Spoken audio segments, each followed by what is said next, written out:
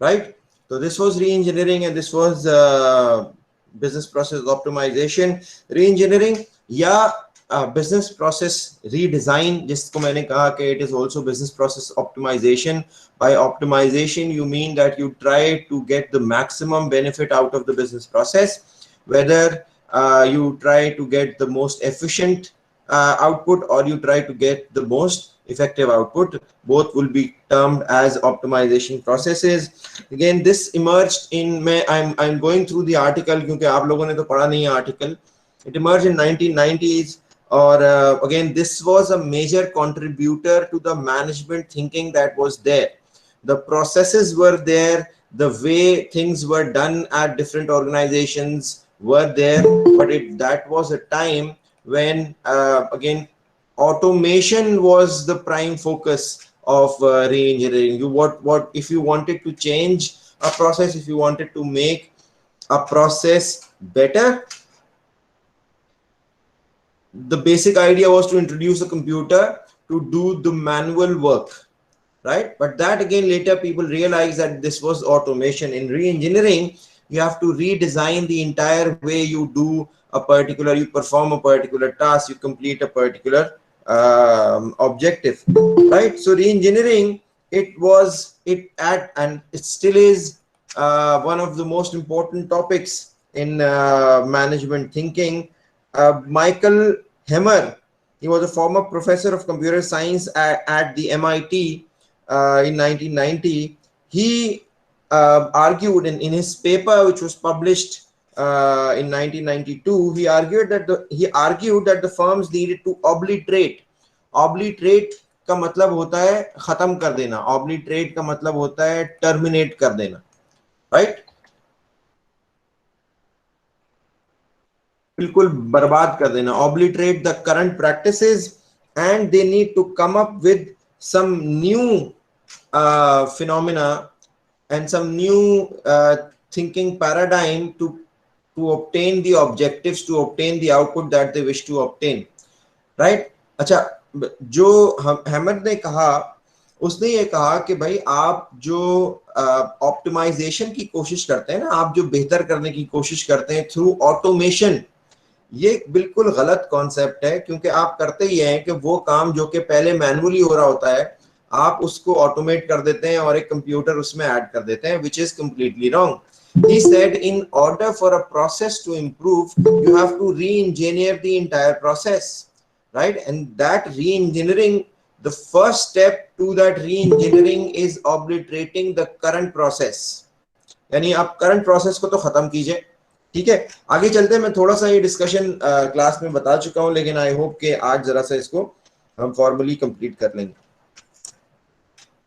ठीक है? तो ऑब्वियसली जब ये कॉन्सेप्ट उसने दिया 1992 में, तो there was a massive shift of thinking कि ये क्या कह रहा है. तो और फिर उसके बाद से 1995 तक, 1996 तक there were massive articles, more than 4500 articles लिखे गए. लोगों ने इस हवाले से लिखे, कंसल्टेंट्स ने लिखे. उन्होंने कहा अच्छा ये बात किस तरह से इम्प्लीमेंट हो सकती है ऑर्गेनाइजेशंस में, while taking into account the automation practices that were famous at that point in time, right? वो अपने आर्टिकल में हैमर ने ये कहा कि जी और ऑब्वियसली वो बाद में जाके किताब भी बन गई. उसने कहा कि जो बिजनेस परफॉर्मेंस इंप्रूव करने के जो यूजुअल प्रोसीजर्स उस वक्त अडॉप्ट हो गए थे, they were no longer effective in an era where the watchwords of the decade are innovation, speed, service and quality. उसने कहा कि भाई ये लफ्ज हैं आजकल की दुनिया के, यानी 1992 की बात हो रही है. Innovation, speed of response, service and quality. Speed उसने कहा था, ऑफ रिस्पॉन्स मैंने खुद लगा दिया. लेकिन स्पीड जिस एरा में, और ये 1987 में जो बिल गेट्स की किताब है, मैंने पिछली क्लास में भी उसको रेफर किया था, और जिसमें बिल गेट्स ये लिखता है कि जी we are doing business at the speed of light, transactions are made at the speed of thought. तो ये कोई अभी की बात नहीं है, ये बहुत पुरानी बात है. अभी भी ये सब कुछ हो रहा है, और ऑब्वियसली अब हम उसकी प्रैक्टिकलिटी ज्यादा देख रहे हैं. लेकिन ये कि उसने कहा कि ये जो ऑटोमेशन अप्रोच है ना, ये नहीं चलेगी. तो we need to obliterate the current practices. और उसने 7 प्रिंसिपल सेट आउट किए फॉर री इंजीनियरिंग। वो 7 प्रिंसिपल्स क्या है? वो 7 प्रिंसिपल्स मैं एक एक करके एक्सप्लेन करता जाता हूं। यही मैंने आपको पढ़ने के लिए दिए थे कि अगर आप पढ़ के आते तो ज्यादा बेहतर आपको समझ में आता और फिर आप बहुत बेहतर सवाल भी कर सकते। 1, organize around outcomes and not tasks, right? Organize around outcomes and not tasks का मतलब ये है कि you need to focus on the output that you get and not the process. ये बिल्कुल शायद आपने पढ़ी हो, एजाइल अप्रोचेस है। एजाइल अप्रोच में हम एजाइल मैनिफेस्टो जब पढ़ते हैं तो उसमें एजाइल मैनिफेस्टो का एक बड़ा इंपॉर्टेंट पॉइंट ये है कि you would prefer people over the process, यानी आउटपुट और again what people are getting is more important than the process that is used to get to that particular objective. So again, you need to be organized around outcomes and not tasks. That is one very important concept of business process optimization, right? Then have those who use the output of the process perform the process. यानी ये काम करवाएं किससे? उन लोगों से जो उसका आउटपुट इस्तेमाल करेंगे। Have those who use the output of the process perform the process. वो जो आउटपुट इस्तेमाल करेंगे उन्हीं लोगों से प्रोसेस परफॉर्म कराएं। अच्छा, अब आप देखते हैं इसी तरह, इसीलिए कि जब हमने बैंक की एग्जांपल ली थी ना कि पहले आप चेक जाते थे, एक बैंक में देते थे और वो पूरे प्रोसेस से गुजरता था। Now the task that process is री इंजीनियर्ड। अब आप भी सब सारा प्रोसेस कर रहे होते हैं ना, आप खुद जाते हैं बैंक में, कार्ड इंसर्ट करते हैं, अपना सिक्योरिटी नंबर भी खुद ही डालते हैं। You are responsible for making sure that you do not leak that information to anyone. आप ही अमाउंट उसमें डालते हैं और उसके बाद आप ही उसकी स्लिप आपको चाहिए होती है तो आप लेते हैं। तो you are basically performing all the steps of the process. Output भी वही है। हुआ क्या? वो प्रोसेस जिसके थ्रू ये पूरा ऑब्जेक्टिव, ये पूरा आउटपुट आता था, वो पूरा प्रोसेस चेंज हो गया है और अब वो पूरा प्रोसेस री इंजीनियर हो गया। ठीक है। ऑटोमेट करने का मतलब सिर्फ ये होता कि पहले जो काम मैनुअल रजिस्टर कर रहा था, अब वो मैनुअल रजिस्टर के बजाय कंप्यूटर करता। लेकिन ऑटोमेशन ही नहीं हुई, सिर्फ री इंजीनियरिंग हुई, क्योंकि अब वो बैंक के अंदर से उठा के बैंक के बाहर एक एटीएम मशीन लगा दी गई और उस एटीएम मशीन के अलावा भी उसको एक छोटा करके मशीन को पॉइंट ऑफ सेल मशीन बना के शॉपकीपर के पास रख दिया गया। क्योंकि आप तो पैसे इसीलिए निकालते थे कि आपको शॉप जाके कुछ खरीदारी करनी होती थी और शॉपकीपर आपसे पैसे लेता था और वो पैसे फिर लाके बैंक में जमा करा देता था।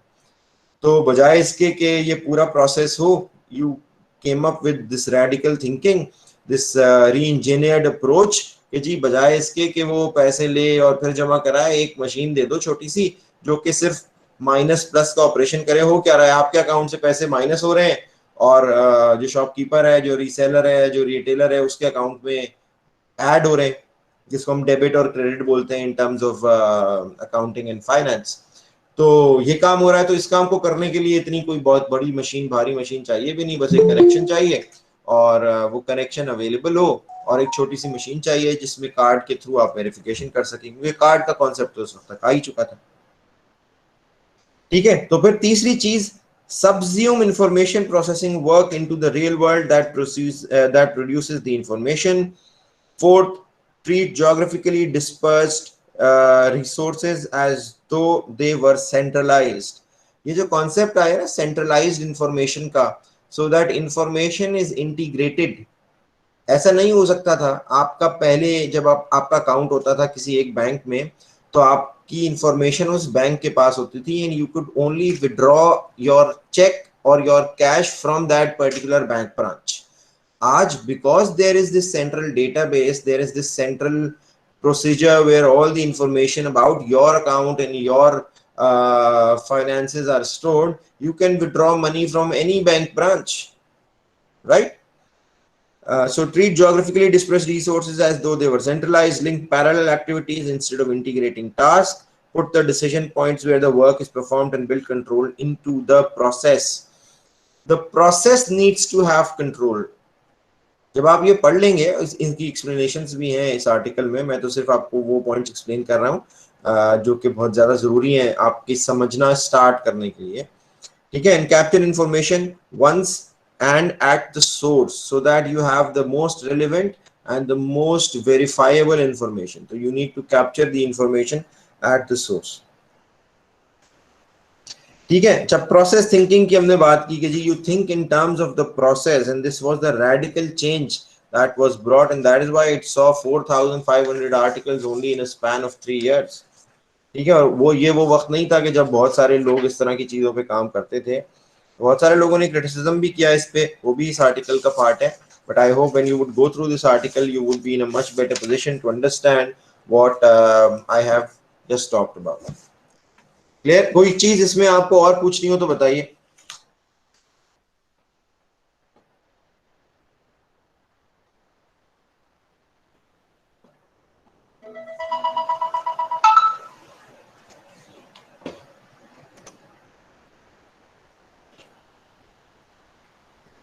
कुछ और पूछना है आपको?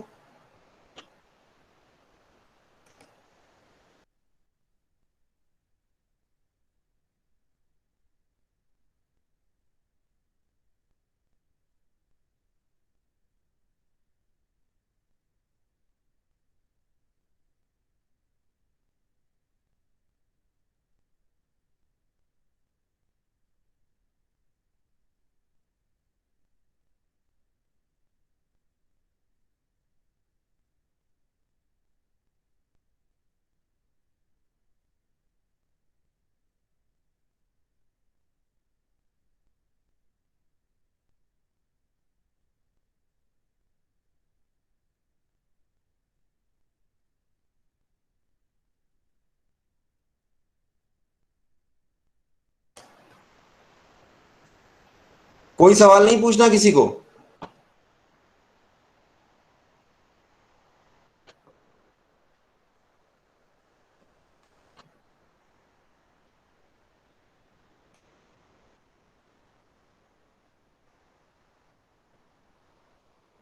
किसी का कोई क्वेश्चन नहीं है?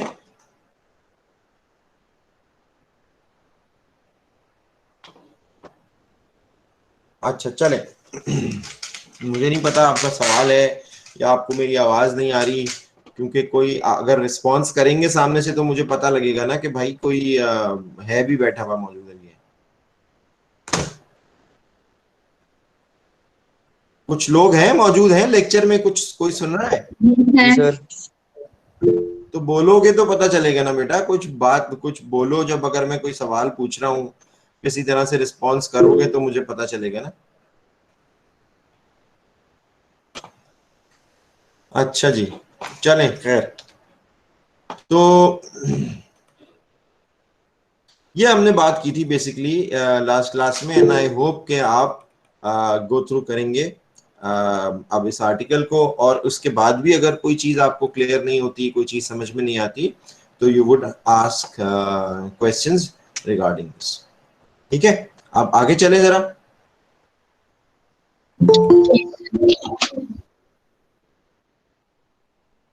ठीक है, आगे चलते हैं जी.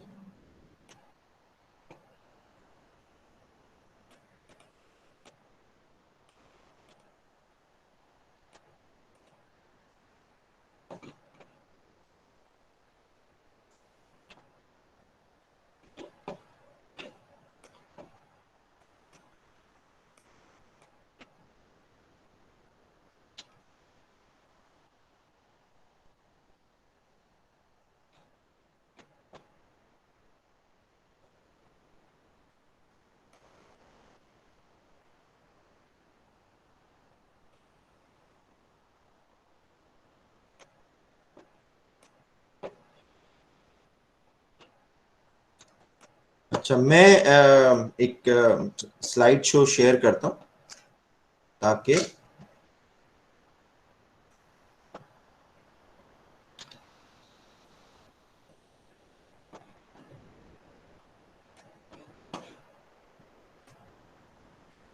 स्क्रीन क्लियर है? आपको नजर आ रही screen?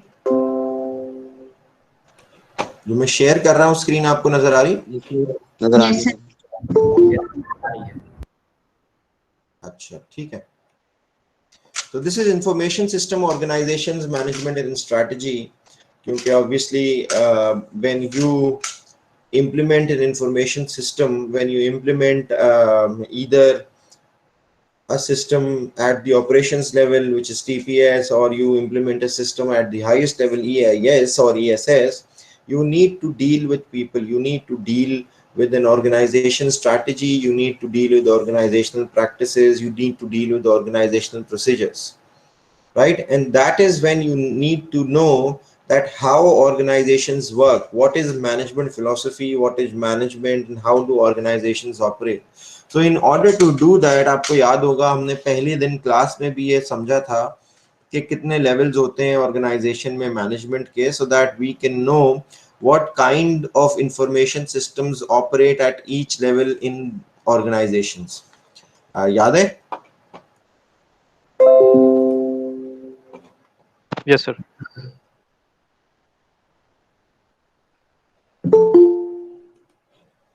So again, we need to know today that what do managers need to know about organizations in order to build and use information systems successfully, and what impact do information systems have on organizations, and how do information systems support the activities of managers in organizations. We've talked about a number of things previously in the class as well, but we'll formalize it and we'll formalize the discussion today as well. So we will also talk about how can businesses use information systems for comparative advantage. We've talked about competition and talked about hyper competition as well. And we'll talk about why is it so difficult to build successful information systems, including systems that promote comparative advantage. एक system ऐसा क्यों नहीं मैं बना सकता कि मैं system बना लूं और मेरे पास कंपैरेटिव एडवांटेज बस हो और उसके बाद मुझे कुछ और करने की जरूरत ना पड़े. Right, so obviously everything revolves around the management challenges that we need to cater to in order to survive the environment that we live in, the business environment that we live in. So it is about sustainability of comparative advantage. It is not just comparative advantage, it is to have a sustainable comparative advantage, one. And two, it is about fitting technology to the organization or fitting organization to technology. We talked about this under the heading of one, it's not a one size fits all world. I hope you remember in the last class, हमने examples common life की ली थी और उनको हमने fit करने की कोशिश की थी. So there is this two-way relationship between the organization and information technology. It cannot just be like that, Kiji, we have an organization and we want to implement information technology. You have to have business goals and business strategies that are aligned with information technology goals and information technology strategies. So again, it needs to be aligned. It needs to be in parallel. ऐसा नहीं हो सकता कि मैं information technology को सिर्फ as a tool इस्तेमाल कर रहा हूँ. Information technology goals, information technology objectives are very, very important when it comes to creating an environment where organization has a sustainable comparative advantage. So there is a two-way relationship between organization and information technology, and there are some mediating factors that mediate that relationship between an organization and information technology. And what are those mediating factors? Those mediating factors involve environment, culture, structure, standard procedures, politics, management decisions, and chance. ये क्या चीजें हैं? Environment. किस चीज का environment? Organization का environment. जहां आप रहते हैं, जिस मुल्क में, उस जगह का environment. कौन से environment की बात हो रही है?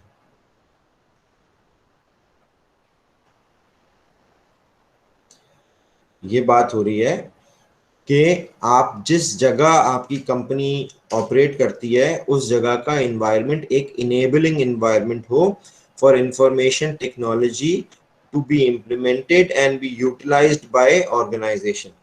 अब मैं एनवायरनमेंट कैसे रोल प्ले करता है इसके बारे में मैं आपको समझाने के लिए एग्जांपल लूंगा चाइना की. चाइना में बहुत इंडस्ट्री फ्लरिश किया चाइना में, और चाइना ने बहुत सारी कंपनीज को ऑफशोरिंग के थ्रू अपने पास जगह दी.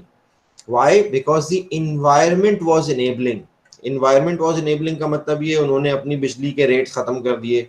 कोई भी कंपनी यहाँ पे लगाएगा आके, वो कहते हैं कि जी उसके लिए बिजली के कोई रेट्स नहीं है. उन्होंने कहा ठीक है, अगर आप प्रोडक्शन करते हैं यहाँ पे और हमारे लोगों की एम्प्लॉयमेंट होती है तो you will be tax free और फला फला फला. तो what they've done is they've tried to create that environment in which the or relationship of an organization is better and they are able to perform. Achha, so keeping that example in mind, when it comes to the relationship between organizations and information technology, there needs to be an enabling environment. अगर let's say government software export पे बहुत जबरदस्त tax लगा देती है, अगर government ये कहती है कि जी जो फ्रीलांसर्स काम कर रहे हैं वो जो है वो तो 50% टैक्स देंगे, तो obviously this will not be an environment which would be conducive for having a good relationship between any organisation and information technology, right? So environment is a very important mediating factor. Environment creates an enabling culture, an enabling environment ho, so only then it would be beneficial for the relationship between organization and information technology. Culture, every organization has this culture. Again किसी organization में culture ये होता है कि लोग जो हैं वो बस 9 to 5 बैठते हैं और 9 to 5 बैठने के बाद घर चले जाते हैं. किसी ऑर्गेनाइजेशन में एक कल्चर ये होता है कि लोगों को ये फर्क नहीं पड़ता कि वो 9 बजे से 5 बजे तक बैठे, उनके लिए काम इंपॉर्टेंट होता है, ऑब्जेक्टिव अचीवमेंट इंपॉर्टेंट होता है, उनके लिए काम टाइम पे हो जाना इंपॉर्टेंट होता है, चाहे वो 9 बजे से 5 बजे तक बैठे या नहीं बैठे. ठीक है, तो again every organisation has this culture. Organisation और इंफॉर्मेशन टेक्नोलॉजी का जो रिलेशनशिप है उसमें भी कल्चर का एक बड़ा इंपॉर्टेंट रोल है. Whether people have this culture of using system. बहुत सारी ऐसी ऑर्गेनाइजेशंस हैं, खास तौर पे पब्लिक सेक्टर ऑर्गेनाइजेशंस, जहाँ पे लोगों को प्रोवाइड किए गए सिस्टम्स बनाए गए, लेकिन उन्होंने इस्तेमाल नहीं किया. वो एग्जाम्पल मुझे याद आ गई अचानक से कि वो एक गांव था और वहाँ पे बिजली आई, तो लोगों ने बड़ी खुशियां मनाई और लोगों ने बहुत खुशी और कोई मेला लगा दिया कि जी अब हमारे गांव में बिजली आ गई है. अब तो गवर्नमेंट भी खुश हुई कि चलो भाई ये लोग इतने खुश हैं, अब यानी कोई अच्छा काम हो गया है. तो 6 महीने बाद जब एनालिसिस हुआ, पता चला कि गांव में बिजली के तो बिल ही नहीं आ रहे, तो लोग पता नहीं इस्तेमाल नहीं कर रहे हैं, क्या हो रहा है, प्रॉब्लम क्या है. उन्होंने टीम भेजी पता करने के लिए, तो वो गए, उन्होंने कहा कि भाई आप लोगों ने तो इतनी खुशियां मनाई थी, बिजली आप लोग इस्तेमाल नहीं करते क्या, बिल नहीं आ रहे आप लोगों के. तो उन्होंने कहा नहीं नहीं हम इस्तेमाल करते हैं, हम तो बिल्कुल इस्तेमाल करते हैं. तो कब इस्तेमाल करते हैं, बस ये जैसे ही अंधेरा होता है तो लालटेन ढूंढने के लिए हम बल्ब जलाते हैं और उसके बाद लालटेन ढूंढते हैं और उसके बाद बल्ब बंद. तो there needs to be a culture of using technology as well. There is technology, and if it is not used, if it is not used by the people for which it was developed, right, there is no use of that technology. So again हम बाद में एक topic पढ़ेंगे acceptance of technology, यानी technology acceptance model है जो कि Davis ने दिया था, which is also based on the theory of reasoned action and theory of planned behavior. ये दोनों साइकोलॉजी की थ्योरीज हैं which are adopted by a technologist जिसका नाम था डेविस, और उसने फिर टेक्नोलॉजी एक्सेप्टेंस मॉडल दिया that how do people accept technology and how do people start using that technology. आपने पढ़ा होगा शायद सॉफ्टवेयर इंजीनियरिंग में भी, जब हम एक्सेप्टेंस टेस्टिंग करते हैं, तो again it is this testing that is used to see whether people are using that particular product, using that particular technology or not, right? So there has to be a culture which is enabling, there has to be an environment which allows people to operate how they want to operate, and that can benefit not just them individually but the organization holistically as well. And there has to be a structure and standard procedures as well. What are standard procedures, कोई बताएगा? अहमद?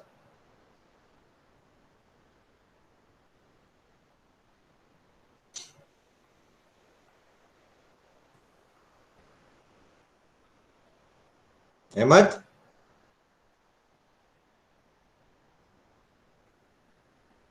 जी sir. हाँ, standard procedures क्या होते हैं? Sir standard procedures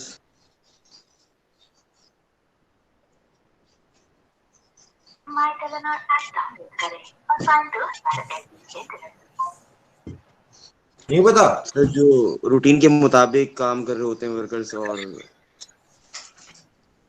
और सब मिलके quality output दे रहे होते हैं, जिस जिस भी मतलब जिस पर्पस के लिए वो ऑर्गेनाइजेशन होती है अच्छा उसमें देखो, से। किसी भी काम को करने का कोई एक स्टैंडर्ड तरीका होगा ना। जी सर। ठीक है। अच्छा, कोई तरीका है तो उसको हम स्टैंडर्ड प्रोसीजर कहते हैं। बिल्कुल सर। जब स्टैंडर्ड प्रोसीजर होता है तो उसका हमें फायदा क्या होता है तुम्हारे ख्याल से? सर सब कुछ सीक्वेंस में रहता है, और एक रूल एंड रेगुलेशन के लिहाज से फिक्स प्रोसीजर्स होते हैं सबके लिए। और मतलब अच्छा ये कह सकते हैं सर। हिबा फातिमा, आप बताइए, आपके ख्याल से अगर कोई स्टैंडर्ड प्रोसीजर हो किसी काम को करने का तो उसका फायदा क्या होता है?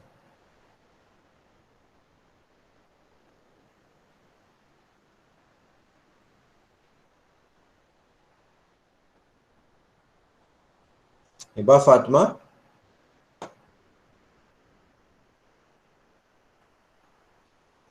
अच्छा चलो, मेराज खान तुम बता दो। ये सब मैं नोट कर रहा हूँ, कौन सो रहा है लॉगिन करके और कौन नहीं सो रहा। हाँ, मैं अहमद अरसलान, आपकी बात हो चुकी। जी मिराज खान। जी सर। मैं क्या सवाल किया है, तुमने सुना था? नहीं सर, सवाल नहीं सुना था। तो तुम कहाँ थे, सो रहे थे? यही सर, यहीं पे जाग रहा हूँ। अच्छा अहमद अरसलान, जरा सवाल बताइए मिराज को। सर आपने ये पूछा है कि स्टैंडर्ड ऑपरेशन जो है उससे हमें क्या फायदा होता है, प्रोसीजर्स जो हैं, सॉरी, स्टैंडर्ड ऑपरेटिंग प्रोसीजर्स। ठीक है,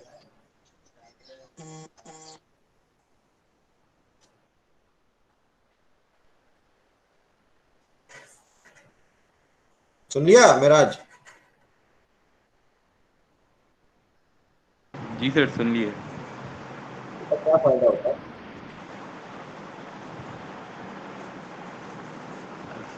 सर आइडिया नहीं है। अच्छा।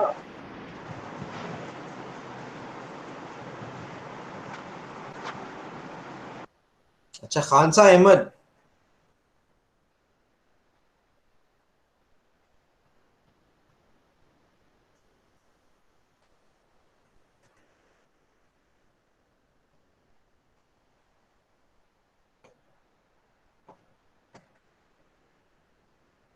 Musab, Musab Umar.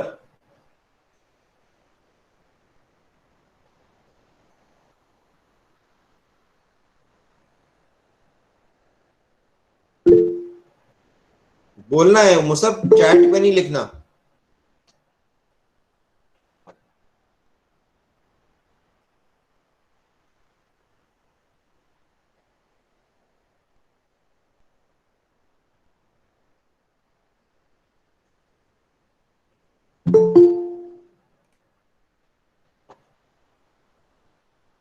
अच्छा उनीबा हाशमी।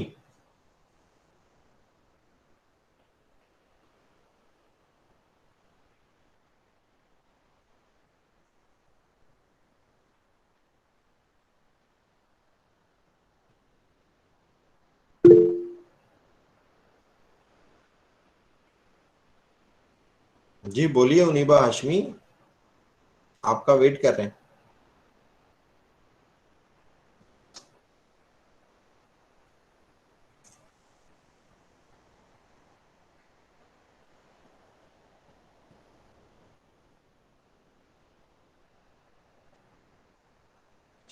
अच्छा मेरा ख्याल है कि आप लोगों ने पता नहीं ऑनलाइन क्लासेस किस तरह से लिए हैं। मुझसे तो बड़ा मुश्किल है, मैं तो जब तक मुझे रिस्पांस नहीं मिलता तो मेरे लिए बड़ा मुश्किल होता है बात करना या किसी भी टॉपिक पे कोई भी डिस्कशन करना। अ, पता नहीं ऑनलाइन क्लास किस तरह से हो सकेगी। कभी कभी मैंने इसीलिए कोशिश कर रहा हूँ कि बीच में ऑनलाइन ऑफलाइन होती रहे क्लासेस, ताकि हमें आदत तो रहे। वरना तो अगर अचानक से ऑनलाइन क्लासेस की तरफ चले गए तो पता चलेगा कि वो उसकी तैयारी नहीं है बिल्कुल किसी भी तरह की। तो बहरहाल स्टैंडर्ड प्रोसीजर्स अगर हमारे पास होते हैं, स्ट्रक्चर्स होते हैं, तो उसका फायदा ये होता है कि हम आसानी से उनको किसी इंफॉर्मेशन सिस्टम पे मैप कर सकते हैं। हमने स्ट्रक्चर्ड, सेमी स्ट्रक्चर्ड और अनस्ट्रक्चर्ड की बात की थी डिसीजन मेकिंग के हवाले से, the kind of systems that used. तो आसानी ये होती है when you have standard procedures कि उन स्टैंडर्ड प्रोसीजर्स के ऊपर कोई सिस्टम मैप हो सकता है। If the procedure is not standard तो आप सिस्टम उसमें मैप नहीं कर सकते, यानी आप कोई इंफॉर्मेशन सिस्टम बना ही नहीं सकते। फिर अगर एक काम को करने के 50 तरीके हैं तो आप कोई सिस्टम कैसे बनाएंगे फिर उसके लिए?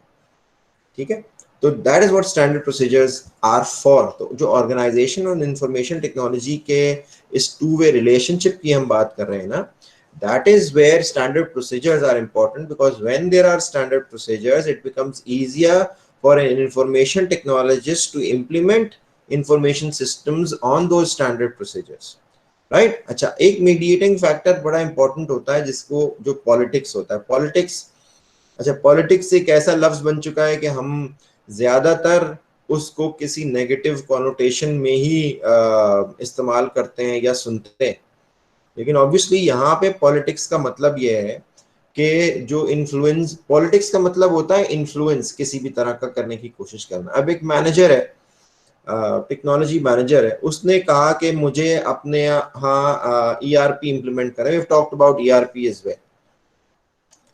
उसका एक जूनियर मैनेजर है, वो कहता है कि ओरेकल इंप्लीमेंट करना चाहिए, दूसरा कहता है एसएपी इंप्लीमेंट करना चाहिए। Up, what they both will do, they would try to create again people who would favor them, and for that they would do politics. Politics का मतलब opinion building होता है। हमने उसको एक negative connotation के साथ इस्तेमाल, क्योंकि हमने देखा ही खैर politics को ऐसे ही, लेकिन organizational politics if it is for the betterment of organization, अब होगा क्या, एक मैनेजर अपने सारे जो पॉइंट्स हैं वो लेके आता है कि जी हमारी ऑर्गेनाइजेशन के लिए ओरेकल ज्यादा बेहतर है, दूसरा मैनेजर पॉइंट्स लेके आता है कि नहीं हमारी ऑर्गेनाइजेशन के लिए एसएपी ज्यादा बेहतर है। तो again this gives rise to this healthy competition and where people are concerned about organisation and they are in whatever way they can help organization grow and they can help organization make an efficient effort, or again they want to make their organizations better by whatever they think is right. और फिर management decisions are very important, management support is very important. बहुत सारे projects हमने अपने मुल्क में हर दफा ये देखा होता है, एक जमाना था हर थोड़े दिन के बाद इलेक्शंस होते थे, एक गवर्नमेंट आती थी, कुछ काम शुरू करती थी, कोई बड़े प्रोजेक्ट शुरू करती थी, दूसरी हुकूमत आके उनको खत्म कर देती थी, फिर तीसरी हुकूमत आके उनको दोबारा से शुरू करती थी, फिर चौथी हुकूमत उनको फिर खत्म कर देती थी। तो जो मैनेजमेंट सपोर्ट होती है, top management support for any project is the most important thing.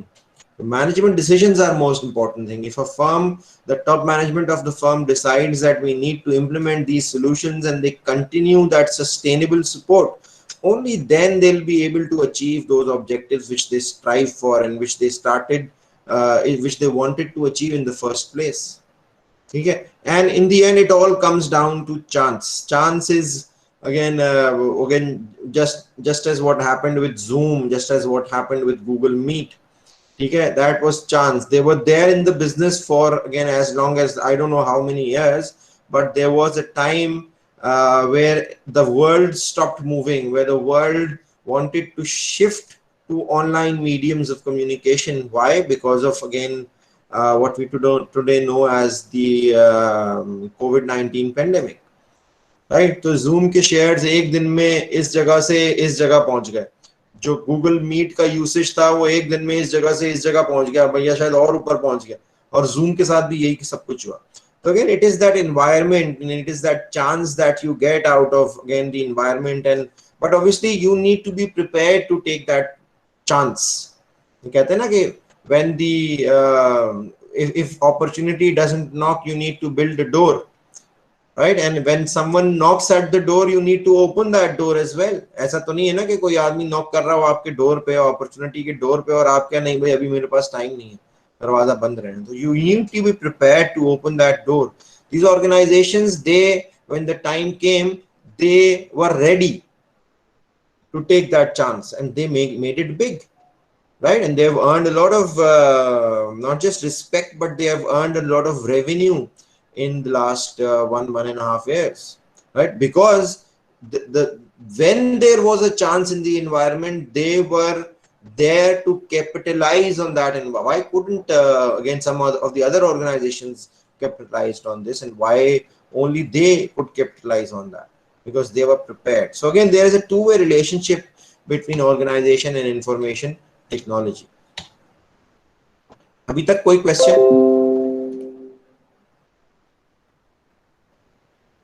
No, sir. The organization, the way it is defined, it's a stable and a formal structure where two or more people work together. एक आदमी organization नहीं होता, ये भी याद रखिएगा. It takes two or more people to be an organization. Okay, it takes resources from the environment and processes them to produce output, right? And this is a technical microeconomic definition of organization, which takes input from the environment. Organization उसको process करती है. There's this production process, whatever process it is, it gives output to the environment. और वो फिर output ही कहीं ना कहीं से organization के लिए input बनता है. There are several behavioral definitions of organization as well, where we say that it is about collection of rights, it is about privileges, it is about obligations and responsibilities. It is a delicately balanced proposition when it comes to an organization and the links between information technology.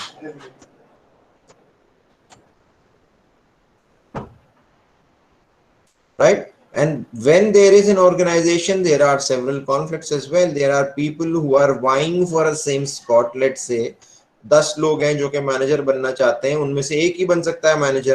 तो जब एक manager बनता है तो there are chances that there would be a conflict between the people कि भाई ये क्यों बन गया, मैं क्यों नहीं बना.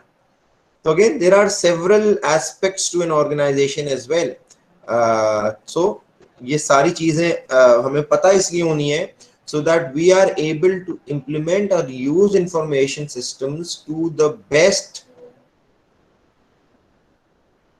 for the best of the organization. Okay? So a formal organization has structure, has hierarchy, has division of labor, has rules and procedures, has business processes, right? Kya? A formal organization. An informal organization can have nothing. Informal organisation ये हो सकती है कि दो दोस्तों ने काम शुरू किया, उन्होंने कहा भाई करते हैं करें, नहीं करते ना करें, उनका कोई टाइम नहीं है. फॉर्मल ऑर्गेनाइजेशन का एक स्ट्रक्चर होता है. फॉर्मल ऑर्गेनाइजेशन की एक हायरार्की होती है जिसमें ये डिफाइंड होता है कि who reports to whom, what are the privileges levels of each of the individuals that work for the organization. That is called division of labor. There are responsibilities assigned.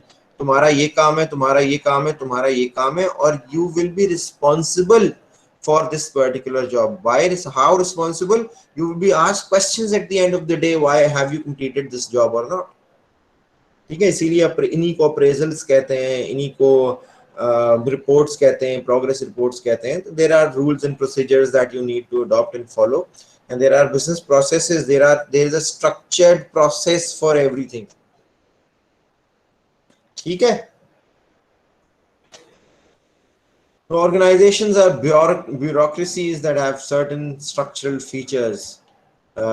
Structural characteristics क्या है? There's this clear division of labor, there is hierarchy, there is this explicit rules and procedures, there is impartial judgment that you need to make. So a clear division of labor is a very, very important structural characteristic of an organization. There has to be a hierarchy. There needs to be a clear defined set of rules and procedures. You need to know who reports to whom, right?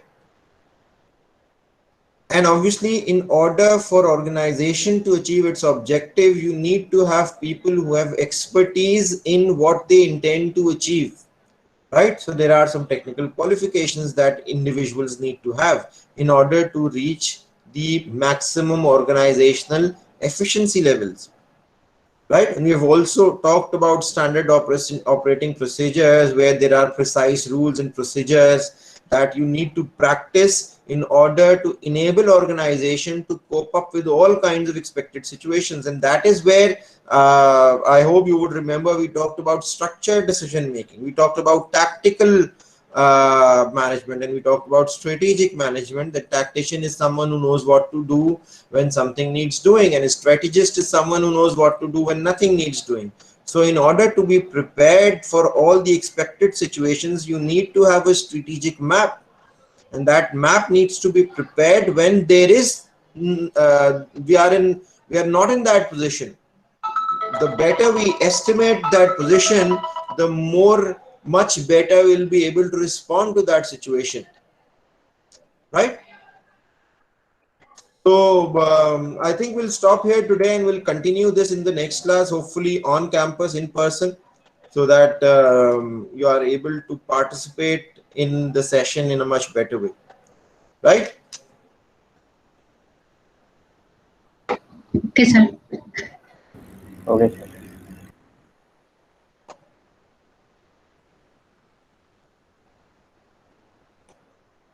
तो attendance तो आ गई है मेरे पास, ठीक है, thank you, Allah Hafiz. Office. Thank you, sir. Allah Hafiz. अल्लाह हाफिज़।